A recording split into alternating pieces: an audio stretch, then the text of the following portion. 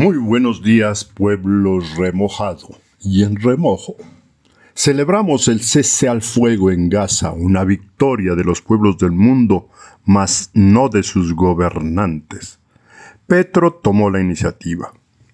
Modo electoral. Sin querer queriendo, ya estamos en ambiente navideño mezclado con elecciones, las cuales van cediendo hasta que gane la Navidad. O como se dice coloquialmente, Navidad mata política. Los últimos estertores de la política se parecen al juego de la gallinita ciega, en el que muchos no saben en qué lista meterse, y otros que están fabricando listas invitan a todo el mundo, pero de relleno. Se dijo, por ejemplo, que doña Techa tenía poderes para elaborar la lista de cámara del partido de la Ubérrimo, pero el zorro Verne salió a desmentirla diciendo que él también aspiraba a la cámara, en cuyo caso pone en riesgo la curul de aquella. Los politólogos del Guadalquivir dicen que el manuco habría logrado a través de Uribe que no le den el apoyo a don Verne. En las filas godas el asunto pinta más claro gracias al costurero de las tías Miriam Churita y a la paisana Jacinta que no apoyan al Juancho por ser enemigo radical de Petro, y eso les descuadra la manzanilla a las dos damas semigrises, con el gobierno que les ha mantenido algunos tarros de dulce de Chilacuán. Otro que anda como la gallinita pupujada es el Eduardito, mendigando avales, deshace listas a la Cámara, y lo más grave es que cree que los votos se endosan o se heredan, salvo que sean esclavos o siervos de gleba, cosa que ya no ocurre. Pero los tiempos cambian en Nariño, donde se está consolidando una cultura política que rompe con los esquemas tradicionales de amarrar conciencias como se amarra un tamal o un cohete venteño. Los liberales huérfanos de jefes o caciques. El último que los dejó tirados a la vera del camino fue el Chiquito, que ahora anda aplicado en sus líos judiciales para que no les salpique a la candidatura de su vástago.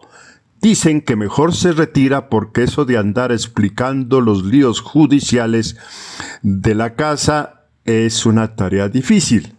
Así se diga que no hay delito de sangre. El pacto con su consulta sigue más enredado que un bulto de anzuelos.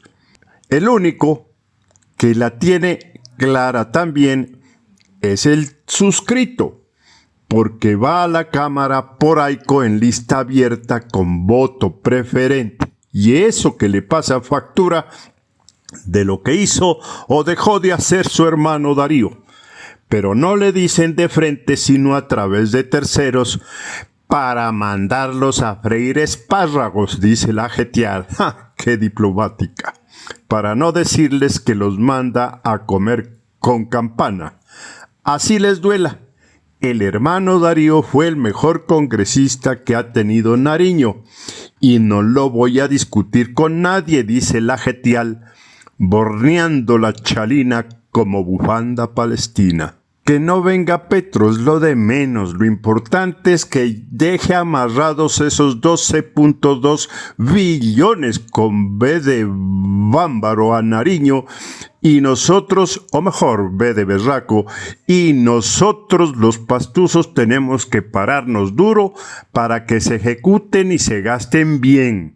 No se los van a chorear como en otras épocas. El Anderson cabalga en el chirlazo que le pegó al Mauricio en el Consejo. La donosa Rosita, con el cuento de que es campesina, ya no pega mucho, para quitarle méritos al senador del Chuta, que dice es el dueño de los campesinos, con chuta de duende. Y el Erixado sigue exhibiendo para su campaña la foto en la piscina con unas viejas en bikini para demostrar que es cierto aquello de vivir sabroso, como predicaba la Francia. Excelente decisión de varios medios de comunicación liderados por Diario del Sur al promocionar solo a candidatos nuevos que se postulen al Congreso.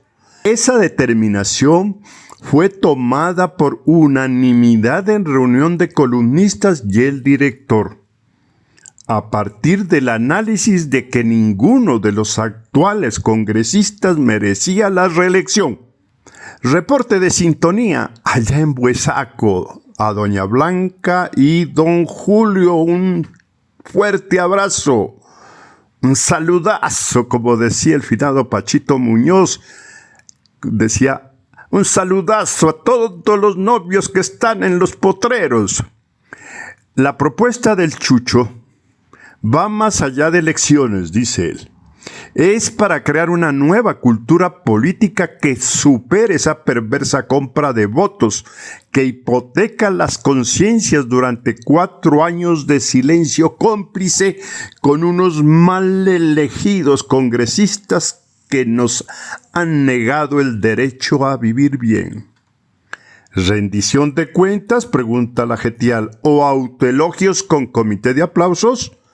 Nadie les preguntó por qué no han creado organización ni cultura políticas. ¿Por qué con esos sueldazos ni siquiera abrieron sedes, ni diseñaron una estrategia comunicacional en defensa del presidente? ¿Por qué callan la crítica a los demás congresistas como haciéndose pasito entre tradicionales y neoizquierdistas? ¿Cuántos debates de control político adelantaron? ¿Cuántos proyectos de ley presentaron que sea de su autoría? ¿Cuánto dinero le arrancaron al centralismo para Nariño? No, solo apoyé al gobierno del cambio y queremos que nos reelijan para seguir con el cambio. Y yo en cambio le hice oposición irracional porque soy godo de raca mandaca tipo corte franela. Mejor los 6 que no asistieron por miedo a la silbatina y como demostración palmaria que las elecciones no se hacen debatiendo ideas sino con la compra-venta de votos, que no está en esos escenarios a los que van amarradas las barras bravas. El negocio está con los concejales, electos naturalmente, alcaldes y uno que otro cacique. Entonces, ¿para qué diablos ir a esos porros? Piensan en voz alta los varones y varonesas electorales ñapangueros, ñapangueras. Las elecciones son un cacharro, dice la Getial. El Chucho escribió en Facebook, que significa álbum de fotos, si no fuera herbario, que no había que reelegir a todos, todas y todes.